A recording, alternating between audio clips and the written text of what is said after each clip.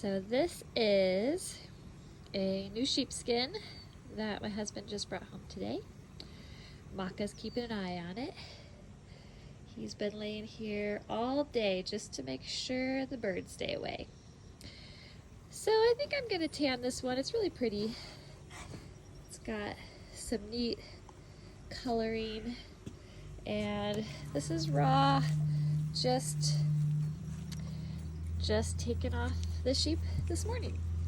So the first step is going to be to give it a good wash, which gratefully it looks pretty clean. It doesn't have very much vegetable matter like hay or straw in it. Some of them come really caked, but this one looks really nice and it's a really pretty length. So I'm excited to get started. It's a gorgeous day in the neighborhood, and I have to show you some of the new baby calves. This little lady is about 4 days old, and the pretty little dun is about a week. They think it's a little too warm today. Good job, mamas. For step one, I put a little bit of water into a sled. You can use any sort of container that you want. I like to use sleds because it's nice for moving heavier hides. This is a pretty small sled, like a game sled. And I just put a little bit of water in there, start to get the skin a little bit wet. And we're just trying to work out dirt and junk. I use a little bit of dish soap, anything natural, biodegradable. So you don't want to overdo it with the soap because you don't want to have so much in there that it's hard for you to get it rinsed out, but just enough so that your water starts rinsing out clear and you feel like you've got it all clean. This is really the ideal time to wash your skin. You probably will never wash it again, at least not fully immersed like this. And so you just want to make sure to be thorough and get all of the dirt and debris out. I am working on fleshing the sheepskin. So as you can see, I'll show you my fleshing setup. This is just a normal little sawhorse, and then this is a PVC pipe. And we cut a little notch into the sawhorse where that PVC pipe just kind of rests, nothing fancy. But it helps to keep it from moving around too much. So I spread the skin across the sawhorse, and then I have two tools that I like to use. I have just this really basic fleshing knife that I got on Amazon, and then this is just a basic butcher's knife. It's got kind of that rounded belly. It's nice for getting in there. I like to cut off some of the parts of the elbows. It's a little bit tougher, it's harder to flesh, and it just is a little time consuming, so I don't take the time to do that. But I do like to leave a little bit of the leg, just because, like, you can kind of see this one actually has still a little bit of elbow, so I may or may not cut that off because it's like a thicker skin. It's harder to flesh and it's harder to stretch. So I may take it off now. You can also take it off after framing, and so that's up to you. And I keep, just working my way around. Usually I start with it spread kind of how it is right now, with kind of the end of my fleshing beam near the middle of the skin, and then I just kind of rotate my way around, starting at the middle and working my way out to the very edge. I'm going to demonstrate for you just a little bit of what my fleshing technique is. So I take my fleshing knife, and I usually just lean against the end of the fleshing beam here, and I have the other end propped up against something. And then you're literally just pushing away from yourself, and you don't want to push too hard because you can cut into the skin. So you're just kind of sliding along that skin, pushing away, pushing that flesh, it's meat and fat. Now you can see there's quite a few spots on this skin that the butcher got either cut all the way through or almost cut through. And so you just want to be really careful with those spots as you're fleshing them. You don't want to tear them. But you're just working your way out all the way down until you get to the very edge. Now if it's a little too far for you to reach, you just stop and you pull it up and then keep going. Just like that.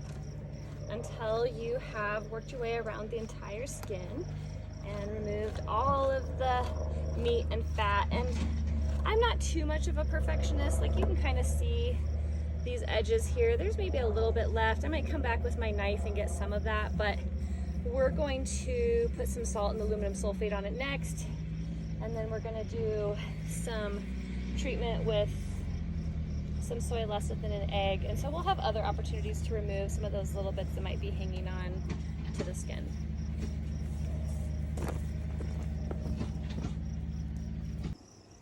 Now that I've finished all the fleshing, I have it up here on the porch, and the next thing I'm gonna do is treat it with some aluminum sulfate. So using aluminum sulfate and salt is a tanning method that I like for these thinner skins. It helps to just kind of thicken it, toughen it, and helps to hold the hair in better. So I just think it's a nice thing to do with sheep.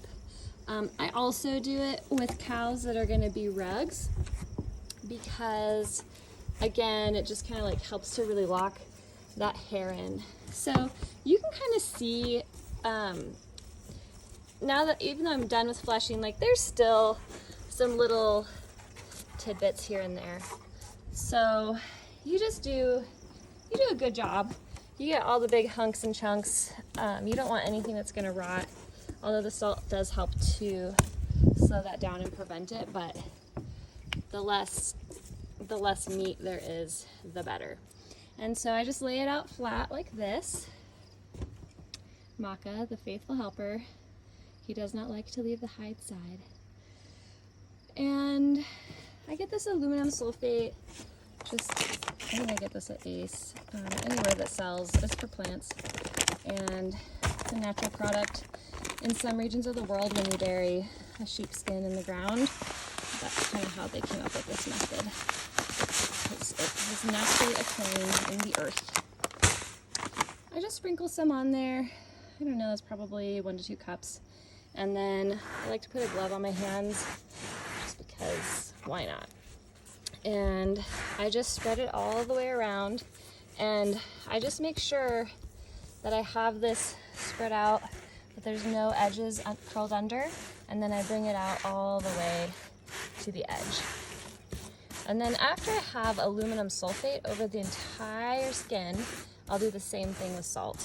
And there's a variety of different kinds of salt that you can buy. Usually I just get something affordable at the feed store. Spread it out the same, and then fold it over in half how it was before, back on itself. And we're gonna leave that to sit overnight. This is what it looks like once it's evenly coated in the aluminum sulfate. So again, there's not a very thick layer, just an even spread across the entire skin all the way out to all the edges. And now I'm going to apply some salt. And today I just have some regular salt, and I'm just gonna sprinkle it, just a fine layer, over the entire thing. You can use salt from the feed store. You can use whatever kind of salt you want. You want to make sure you have enough salt to get a really good layer over the entire thing. And I often will use feed store salt and spread it with my hands in the same way that I spread the aluminum sulfate. They didn't have any the last time I was there, so this is what I have and this is what we'll use. It'll work great. This is all thoroughly salted now. You can see in the end of it, I'm using some Himalayan pink salt, which is actually nice because then you can see the difference between the aluminum sulfate and the salt. This has about 2 pounds of salt on it. And so now what I'm gonna do, there's a couple different things that you can do at this stage, but what I've decided I like to do best is to go ahead and fold the skin in half, fold it over on itself, and I fold it lengthwise down the spine because, as you can see, it should be fairly close to a mirror image, and so that helps it to hold moisture. And basically, what we want to happen here is for the aluminum sulfate to start soaking into the skin and penetrating the skin. Now that I have the skin all coated in aluminum sulfate and salted and folded in half, I'm going to let it go ahead and sit overnight. Now, if you can hear that thunder, we have a pretty sweet storm rolling in. So I'm going to pull this under shelter because I don't want it getting rained on a bunch tonight, because I don't want the aluminum sulfate or salt to get washed away.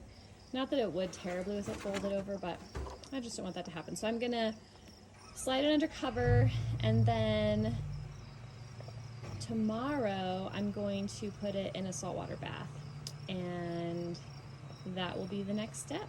So that is the end of day one for tanning a sheepskin.